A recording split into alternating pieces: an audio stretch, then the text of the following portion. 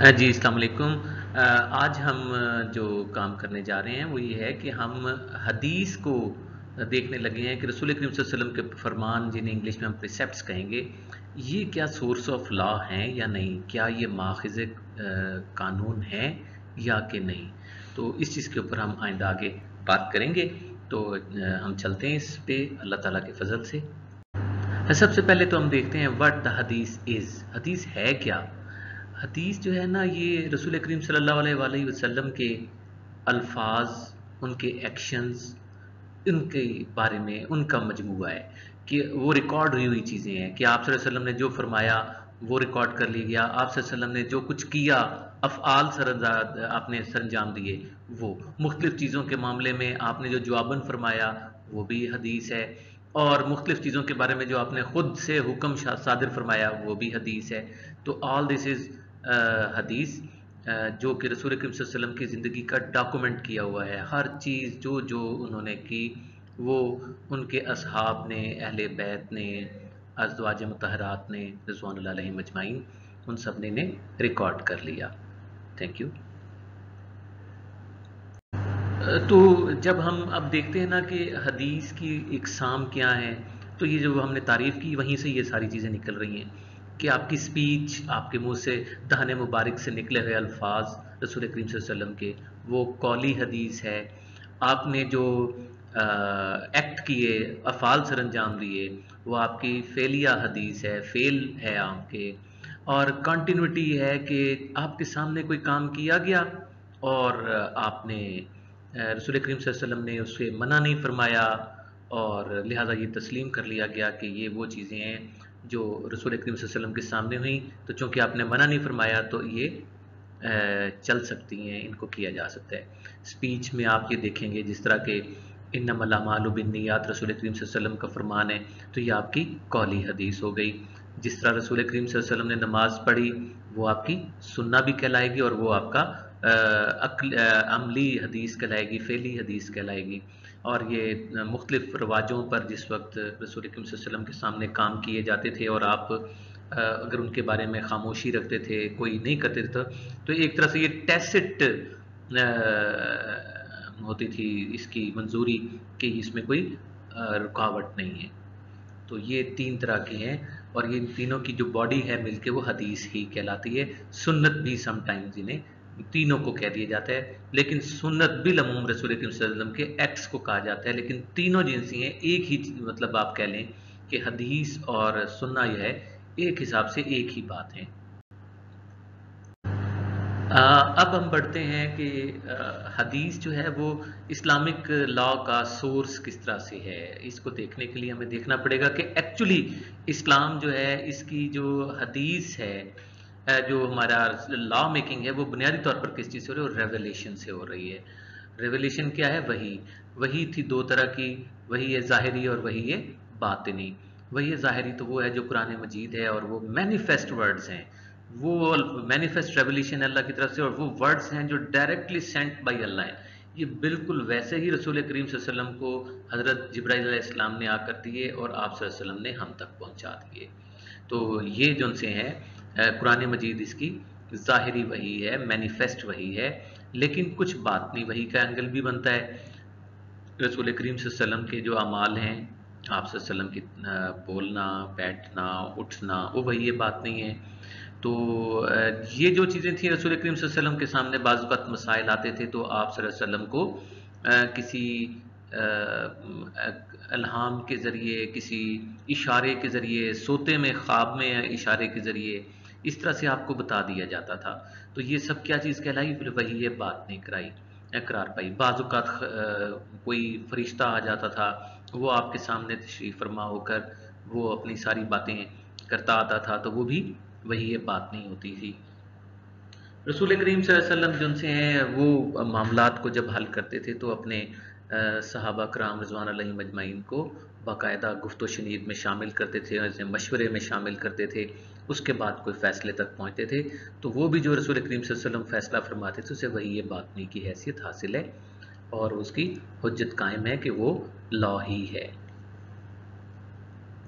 اب سب سے پہلے ہم دیکھیں گے کہ کیا قرآن شریف جو ہے وہ حدیث کو as a source of law तस्लीम करता है, क्योंकि मुसलमानों के दरमियान जिस चीज़ को सबसे कॉमन और इस चीज़ का इजमा पाया जाता है, मतवातर हैसियत से पाया जाता है कि कुरान शरीफ तो सोर्स ऑफ इस्लामिक लॉ है।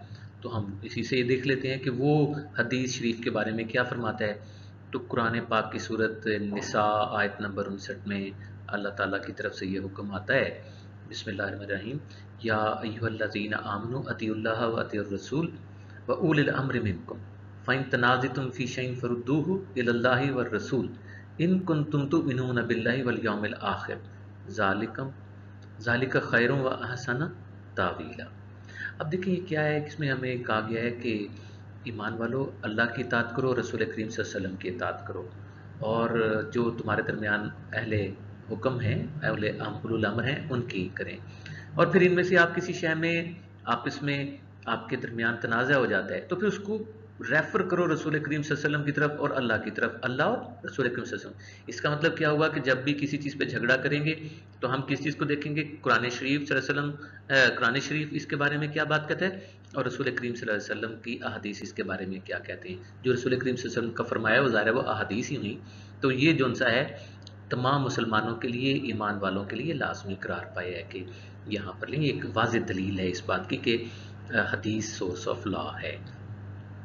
इसी तरह सूरह हशर उसकी आयत नंबर 7 है कि मा अताकुम रसूल फखुज़ूह व मा नहाकुम अन्हु फंतहू वत्तकुल्लाह इन्नल्लाह शदीदुल इक़ाब। इसमें भी ये फरमाया गया है कि रसूल करीम सल्लल्लाहु अलैहि वसल्लम आपको जो कुछ अता फरमाते हैं उसको पकड़ो, और खुजू का मतलब सख्ती से पकड़ो है। व मा नहाकुम, और जिससे मना करें उससे बाज आ जाएं, उससे मना हो जाएं। तो अल्लाह ताला से डरना चाहिए। अल्लाह ताला सख्त देने में, सज़ा देने में बहुत सख्त हैं। तो यहाँ पर भी यही बात है कि रसूल करीम सल्लल्लाहु अलैहि वसल्लम ने हमें जो कुछ दिया वो अल्फाज के ज़रिए, अपने एक्शंस के ज़रिए दिया, उसको हमें पकड़ना है। और जिस चीज़ से उन्होंने मना फरमाया है वो भी उन्होंने अल्फाज के ज़रिए और अपने एक्शंस के ज़रिए किया, हमने उससे मना हो जाना है। तो ये चीज़ें दलील दे रही हैं कि हदीस और की एक मुस्तकिल हैसियत है इस्लामिक लॉ में बतौर सोर्स ऑफ लॉ। अब ये भी तो हो सकता है कि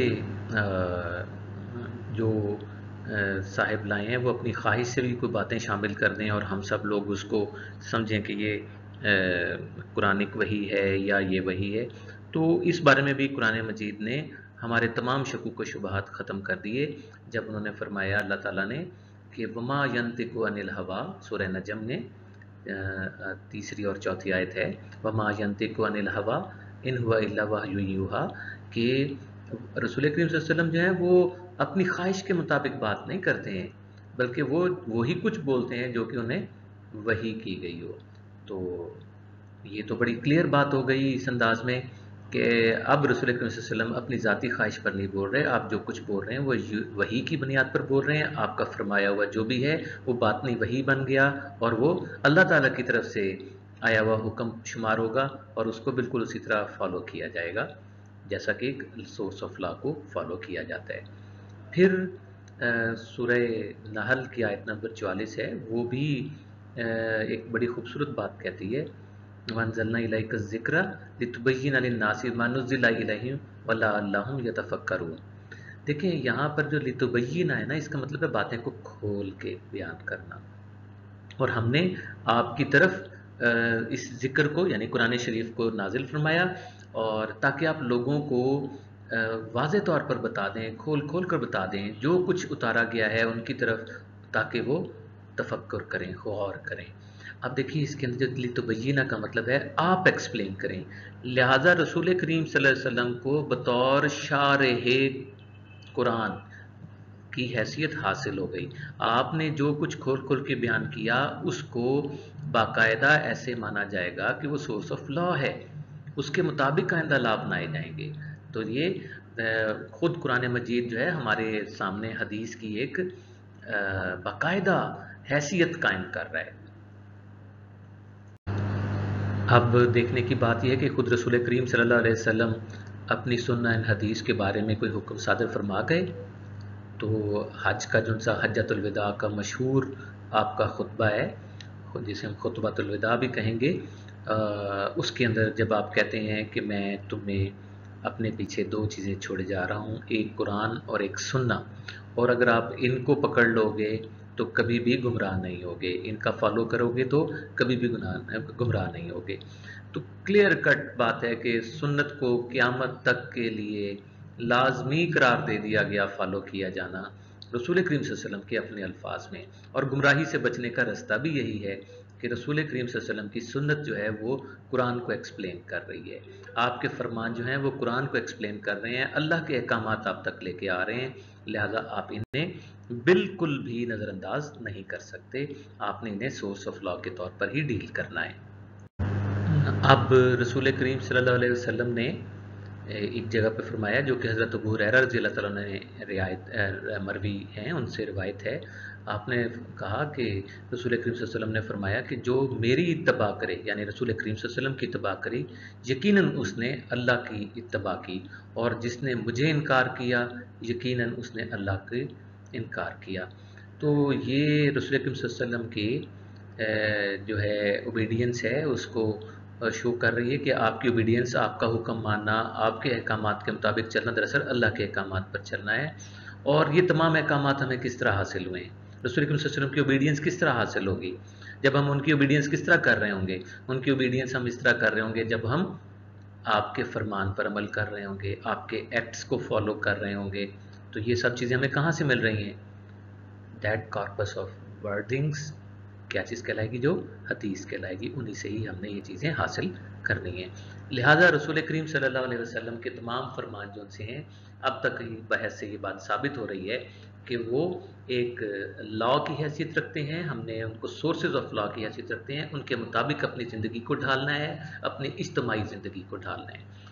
یہ میں نے ابھی تک جو آپ لوگوں کے ساتھ ڈسکس کیا ہے، اس کو ہم آئندہ جو ہے جاری رکھیں گے۔ حدیث کا صرف ایک چھوٹا سا پہلو لیا ہے ٹائم کی کمی کی وجہ سے، باقی چیزیں بھی ڈسکس جاری کی جائیں گی آئندہ لیکچرز کے اندر۔